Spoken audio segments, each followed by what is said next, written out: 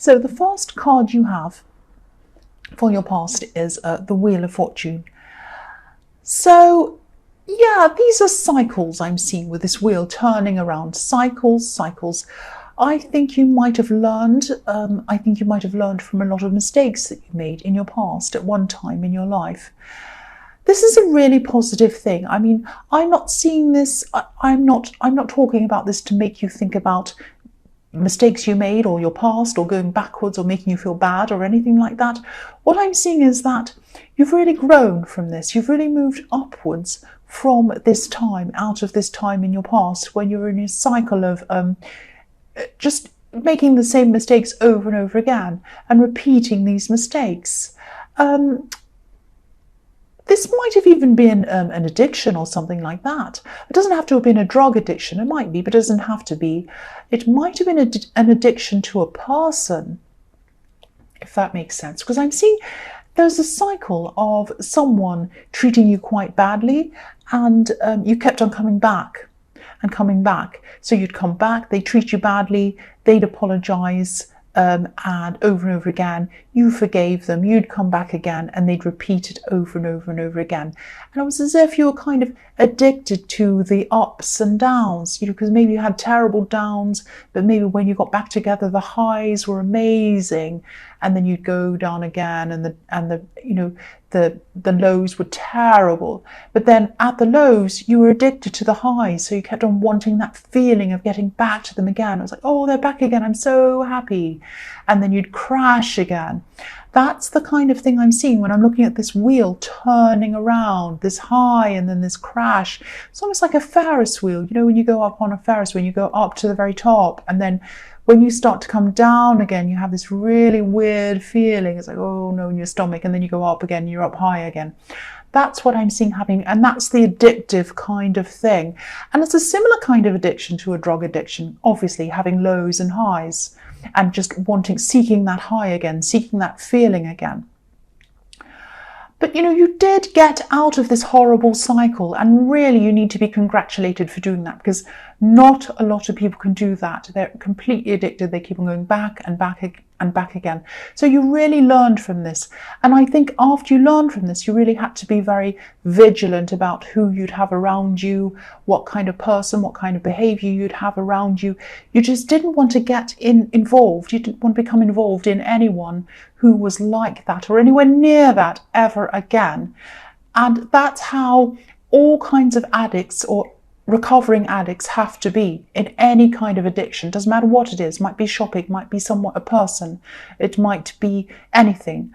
They have to make sure that they're very vigilant. It's not like they kind of give up whatever it is and then they can relax. No, for the rest of their lives, they're vigilant all the time. They have to be like, I can't get myself into that situation where I'm around people who do the same thing, to do that thing.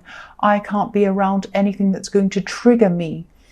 And a lot of the time, addiction is based on a feeling of some kind of depression, mental illness, something where you feel very bad about, might not be mental illness, but something where people feel very bad about themselves, or they're very sad, or something negative.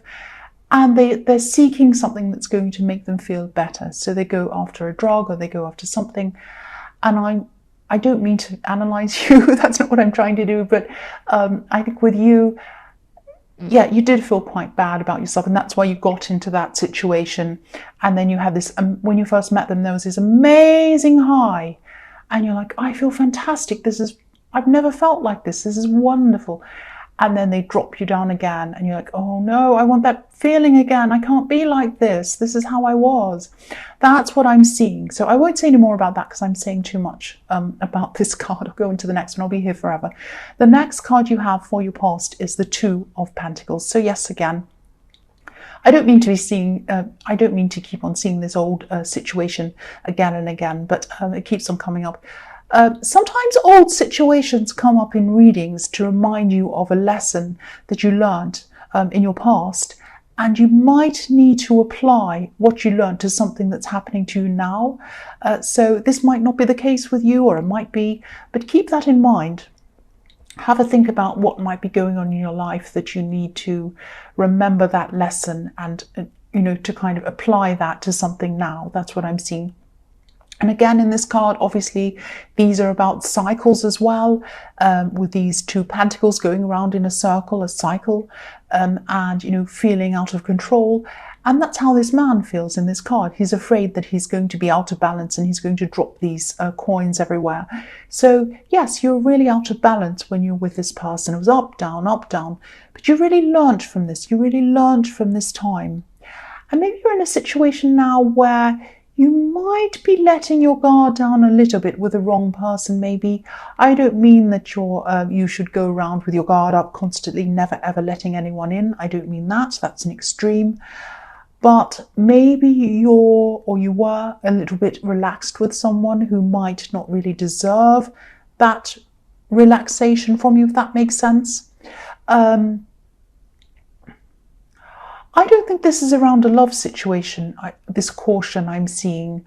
This might be a friend. This might be a friend that might be trying to take advantage of you in some way. They might be trying to make you do something that you might not feel comfortable around. So just have a think about, I don't know if this resonates or not, but just have a think about if someone makes you feel uncomfortable in any way, if they ask you to do something that's kind of over a borderline, if that makes sense. If anyone makes you feel uneasy, that horrible feeling you have in your stomach that, oh, this isn't quite right. No, say no to them, distance yourself from them. That's your warning sign. They're your instincts telling you don't get involved. That's what that is. So just be aware of that and just look out for that. And if you know who this is, obviously distance yourself from them. The last card you have for your past is the 8 of Swords. Yeah, this is very sad. I don't think this is about you, actually. I think this is about someone who might be interested in you now. And I think you might know who this is. This is someone who'd like to come close to you, or they did at this time. This is in your past. It's probably still happening now. But, they've been really stuck. They've been stuck for a while, actually. They feel that they can't come close to you. I think this person was in your last reading, and I think this situation was in your last reading. So this is probably still hasn't been resolved. This is probably still happening. Yeah, they feel that they can't come close to you for some reason. And I think they might be trapped in some kind of a situation. It might be a family situation. I'm actually seeing people might be standing around this person. They might be talking to them in a very kind of forceful way, in a very harsh way, because swords are often harsh words. That's how I see them quite often. And yeah, I think I'm actually seeing people might be standing around this person, a bit like these swords are around this woman. It reminds me of bullying, actually. It's like, when a poor child's being bullied in the playground, it's really horrible. And sometimes other children will get around them in a circle and they'll say things and poke at them. And it's really nasty, really horrible. And that's what I'm seeing might be happening to this poor person who can't get close to you. And they can't get close to you because they're in the middle of this really horrible situation that's really dragging them down. And this is around some family members. I'm seeing that. Now, I don't think you're talking to this person. I think you might be waiting, or you might have been, you probably still are waiting for this person to talk to you. I don't want to tell you what to do, but I think this person really needs a friend. They need someone right now. If you feel that again, you need to have your kind of barriers up against what you feel's right and what you feel's wrong. So if this is something that you don't feel good about doing, reaching out to this person, then obviously don't do it. I mean, you have to protect yourself as well, but they do need someone. And I think, if you feel that you can reach out to this person, I think, and you know who this is, obviously if this is resonating with you, please try to reach out to this person. They really need someone. That's what I'm seeing. They need a different perspective. They need a different point of view, because all they have around them at the moment is this one perspective, and some people are trying to really force them into something. That's what I'm seeing. So the first card you have for your present is the Queen of Pentacles. So yeah, you are a caring person. And yeah, this is why I was seeing you should reach out to this person in the Eight of Swords. They don't have many caring people around them. I don't think they have anyone around them really. And obviously they're lost, they're trapped, they're going through some terrible things. And I think they just need someone to show them how to get out of this. Someone to show them how to help them to see that they can get out of this. Because this woman in this Eight of Swords, she's blindfolded. She can't see how she can get out of this. But I think, this reaching out and this caring that I was seeing, that I was kind of advising you to do, and I still am, I think you should do that. But obviously this is up to you. Again, if you feel this isn't the best thing for you to do, for whatever reason, you don't have to do this, of course. But as I was seeing in the Wheel of Fortune, you've learned how to draw a line between what you're comfortable with and what you're not.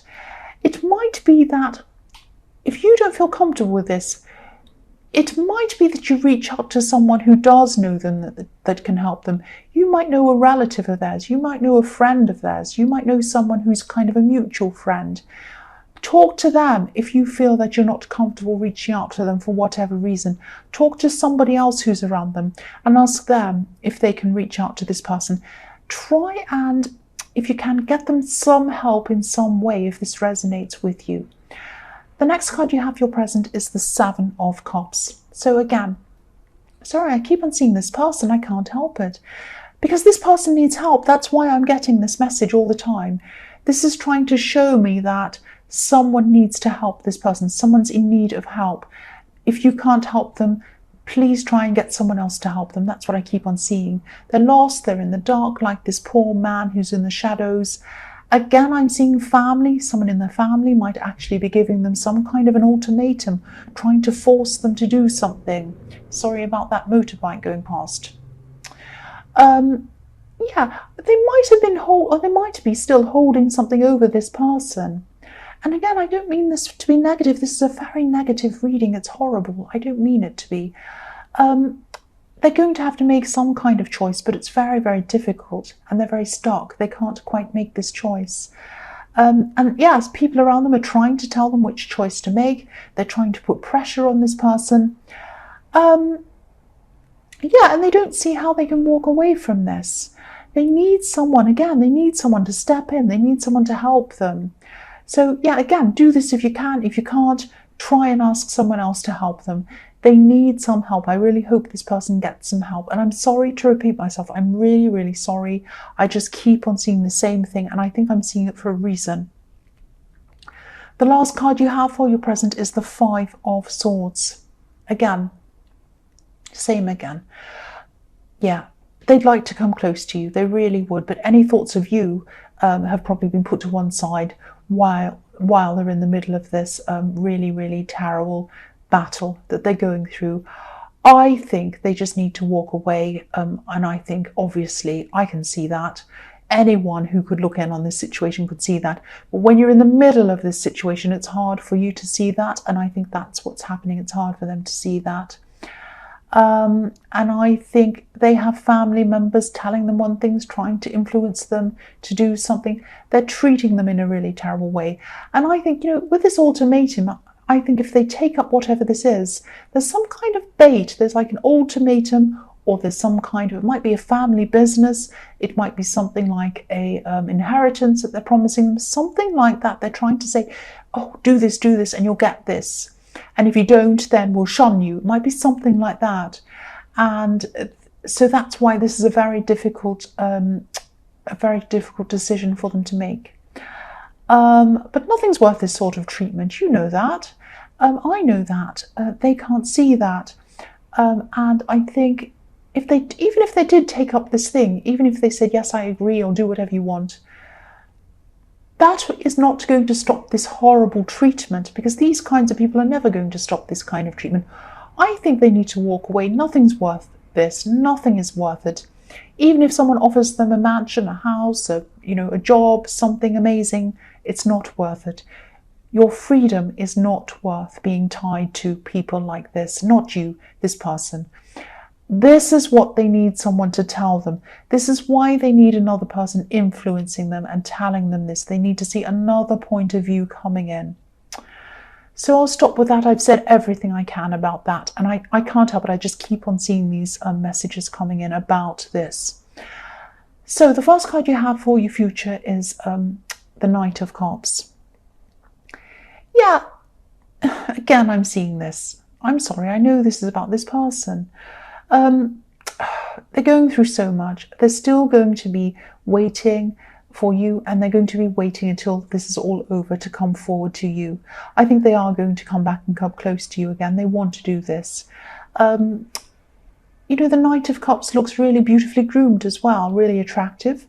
Like a bit like a knight in shining armor, actually. That's how I think of this card, as the knight in shining armor. This person thinks you're attractive in a lot of different ways, not just physically, but in your brain, in your thoughts, in your heart, all sorts of ways. They think you're very, very attractive. I think they see you as kind of an ideal, idealizing you, something like that. They don't want to drag you into this mess. They don't want to drag you through this kind of thing that they're in. And I'm seeing them waiting, a bit like someone waiting at the traffic lights until it's time to go, until they get the green light. And then when they get that green light, they're coming forward to you. But they have a lot of mess to work through. They have a lot of things to go through before they actually get that green light. This knight, you know, he's on one side of the river, excuse me, and he's waiting to cross to the other side of the river. So that's what I'm seeing. More waiting and things they have to get through before they can actually cross over to you. So the next card you have for your future is the Eight of Pentacles. So they will get through this. They will eventually find a way out of this. They are going to start to work their way out. It's going to be work for them. Because people around them are going to make it very hard work for them to get out of this, specifically one person. They're just not going to make it easy for them. Now, when they do eventually work their way back to you, which I'm seeing they will eventually do, they're probably going to have a lot of problems. They're probably going to have a lot of upset. They're going to be very shell-shocked in a way. It's going to be very difficult for them. You're probably going to have to take things very slowly with them. They've been through a lot by this time. They will have gone through a lot. So try to be really sensitive toward them. Don't push them into anything. Just be gentle with them. They'll probably have, they'll probably have to lose out on something as well, I'm seeing, if that makes sense. Because I'm seeing a sacrificing something to be able to get out of a situation. So they're going to be feeling relieved on the one hand, hurt on the other hand after this, and they're going to be very very tired, very sensitive, very sad. They probably missed out on something, whether this is an inheritance or something financial. They probably might have even had to, or they might even have to cut out members of their family. They're probably going to be feeling very sad about that. So be very gentle with them. They might even be angry sometimes. They might even get angry. Just be very careful around them. They're not going to be angry with you. They might walk off and get angry somewhere else. Just be aware all of these things might happen around them, because they've been through a really, really, really horrible thing. And they're just going to need someone who's going to take care of them. That's what I'm seeing.